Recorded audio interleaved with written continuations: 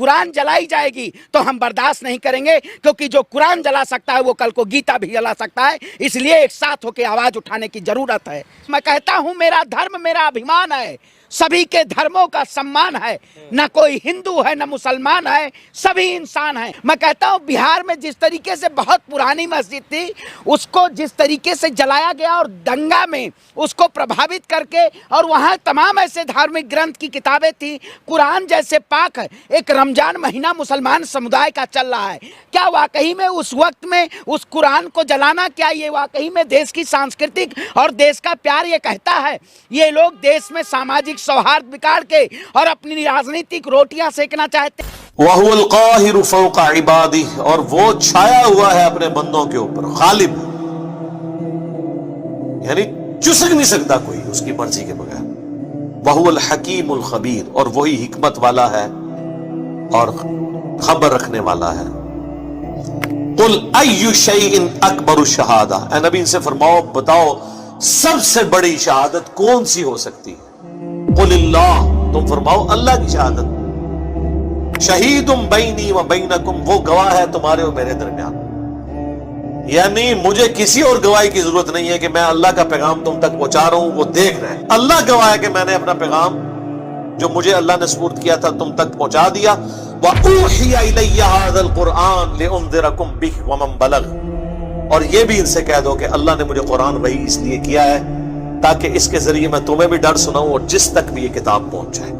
ये वही आयत जो हमने सैकड़ों दफा यहां पे तिलावत की है, सूरतुल अनाम आयत नंबर 19। इसी में मेरा रिसर्च पेपर है, इमामुल अंबिया की दावत कुरान, उसके टाइटल में यह आयत लिखी हुई है, रिसर्च पेपर नंबर 4। तुम फरमाओ कुरान मुझे इसलिए वही किया गया ताकि इसके जरिए मैं तुम्हें डर सुनाऊं। अच्छा मुझे बताएं, अगर अल्लाह के नबी जिनकी प्राइमरी रिस्पॉन्सिबिलिटी थी कि उन्होंने कुरान के जरिए लोगों को आखिरत का डर सुनाना है, अल्लाह की तरफ माइल करना है, तो इसका मतलब है कि इससे बेस्ट सिलेबस तो कोई नहीं हो सकता।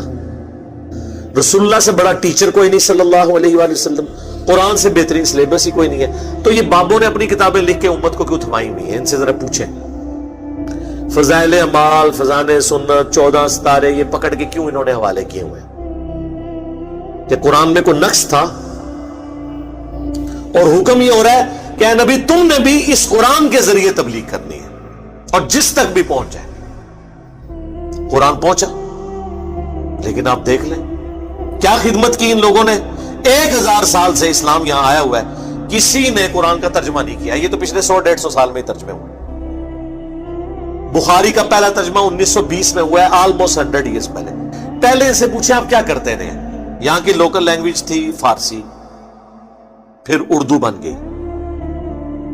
कुरान फारसी में ट्रांसलेट क्यों नहीं किया? शाह वलीउल्लाह दिलवी ने पहली दफा किया। 5 साल तक छुपे रहे, लोगों ने फतवे जारी कर दिए। ये कुरान अरबी में था, इसने तहरीफ करके फारसी में कर दिया, क्योंकि वलीउल्लाह दिलवी ने ये यानी ऑब्जर्व किया उन्होंने कि भाई इस कौम का तो कोई हाल नहीं है। कुरान तो ना इन्होंने अरबी सीखनी है, ना हमारे अजदाद ने सीखी, ना इन्होंने सीखनी है, तो ना इन्होंने अरबी सीखनी है, ना इन्होंने कुरान पे चलना है, तो बेहतर है कुरान को नेटिव लैंग्वेज में कर दिया जाए। जिस तरह हमने यूट्यूब का मॉड इख्तियार किया है, हमें पता है कि मदरसों में इन्होंने कोई दीन नहीं सिखाना, ना इन्होंने सही बात लोगों को बतानी है, तो फिर हम अल्टीमेटली ये जो एक डिजिटल मॉड हमारे पास मौजूद है, हम लोगों तक बात पहुंचाएं। वो एक देवबंदी ने किताब लिखी है मनाकिब अबी हनीफा, उसके मुकदमे में लिखा है दौरे हाज़िर में हदीस की किताबों ने जिंदगियत का दरवाजा खोल दिया है। पहले हम लोगों को मसला बताते थे, लोग सुन लेते थे, अब जब मसला बताते हैं वो कहते हैं दसों कितने लिखे हैं। पूछ रहे हैं लोगों ने, शुक्र करो कि आप पूछ रहे ने। एक ओ वक्त आना है, पहले एक तो तरनगे, फिर कहेंगे मम्मा कि तू बयान कीते ही नहीं कीता थे ऐलान कर।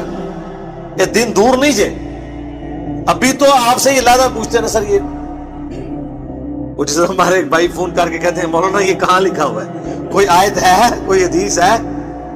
ये उस दिन तो डर जाओ तो लोग कन्नू पकड़ के तो लावणगे कि क्या कर रहे हो तुम, कोई चीज लिखी है किधरे? तो इन्होंने बड़ी होशियारी के साथ तर्जुमा नहीं किया, इन्हें पता था काम डल जाना है और डल गया। ये इस्लाम की खिदमत है जी। किसी ने बुखारी का तर्जुमा नहीं किया, बताए ना जी, कोई लाए ना जी, ए जी सुल्तान बाहू ने कुरान का तर्जुमा किया जी। مزہ آ گیا تھوڑی گل تو ٹھیک ہے نا جی.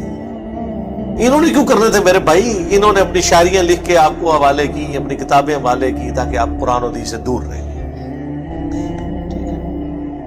اللہ کا شکر ہے آج مبارک دور ہے, ہمیں ترجمہ کرنے کی ضرورت نہیں. ہم لوگوں کہتے ہیں پڑھو اپنے اپنے ترجمے اور بتاؤ. جو پڑھتا ہے, یہ جو میں پڑھ رہا ہوں نا, اس کا ترجمہ کوئی بھی پڑھ لے اپنے مکتب فکر کا, کوئی شیعہ ہے سنی ہے, پڑھے اور بتائے یہ کیا توحید لکھی ہوئی ہے. اے نبی تم فرماؤ کہ مجھے تو قرآن اس لیے وہی ہوا ہے کہ اس کے ذریعے میں تمہیں ڈر سناؤں, تبلیغ اس کے ذریعے کروں, اور جس تک بھی یہ پہنچ جائے, میری کوشش ہے جہاں تک پہنچ جائے تو یہ پہنچ جائے, یعنی وہ بھی اسی کے ذریعے آگے تبلیغ کرے. اَإِنَّكُمْ لَتَشْهَدُونَ أَنَّ مَعَ اللَّهِ آلِهَةً أُخْرَى, کیا تم اس بات کے اوپر گواہی دیتے ہو کہ اللہ کے ساتھ کوئی اور الہ بھی ہے؟ قُلْ لَا أَشْهَدُ, اے نبی تم فرماؤ میں تو اس طرح کی کوئی گواہی نہیں دیتا. قُلْ إِنَّمَا هُوَ إِلَٰهٌ وَاحِدٌ, اے نبی تم فرماؤ کہ وہ تو نہیں ہے مگر اکیلا یکتا الہ معبود. وَإِنَّنِي بَرِيءٌ مِّمَّا تُشْرِكُونَ, اور میں اعلان برات کرتا ہوں ہر اس ہستی سے جسے تم اللہ کے ساتھ شریک ٹھہراتے.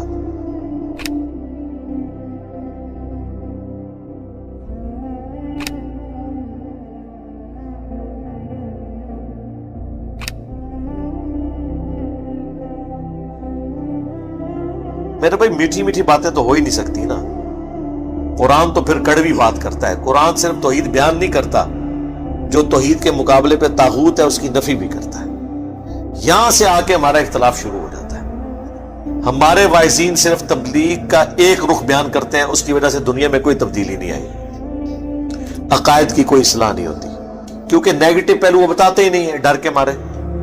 جب تک آپ نیگیٹو پہلو کو ہائی لائٹ نہیں کریں گے, پازیٹو کی قدر لوگوں کے دلوں میں نہیں آئے گی. عربی میں کہا جاتا ہے نا کہ چیزیں اپنی ضد سے پہچانی جاتی ہیں. اندھیرا نہ ہو تو اجالے کی قدر نہیں آتی, پیاس نہ ہو ٹھنڈے پانی کی قدر نہیں آتی. اسی طریقے سے جب تک آپ بابوں کی پھیلائی ہوئی گمراہی کو ہائی لائٹ نہیں کریں گے, تب تک لوگوں کو پتہ ہی نہیں چلے گا کہ توحید میں کس لیول کا رکھنا اس امت میں ڈال دیا گیا.